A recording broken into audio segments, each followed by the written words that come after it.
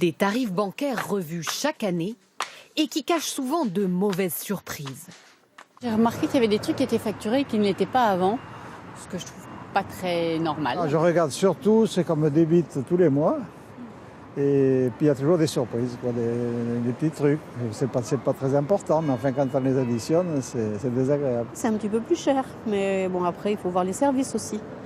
Il faut éplucher les plaquettes pour repérer les hausses de tarifs. En 2018, les clients qui n'utilisent pas leur compte régulièrement seront pénalisés.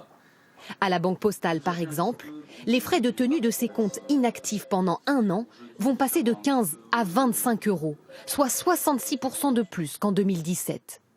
Autres clients pénalisés, ceux qui quittent leur banque. Au CIC, le coût d'un transfert d'un PEL passera de 67 à 90 € en 2018. La Fédération bancaire rappelle que les tarifs sont libres et que certaines opérations nécessitent plus de travail du banquier. Face à ces hausses de tarifs, les associations de consommateurs invitent à comparer les banques. Vous avez une offre qui est très importante avec des politiques commerciales qui sont très variables. Au consommateur de voir ce dont il a besoin. Est-ce qu'il a besoin de services à la carte? Est-ce qu'il a besoin de packs? Une facturation de plus en plus sur mesure pour faire face à la concurrence accrue des banques en ligne.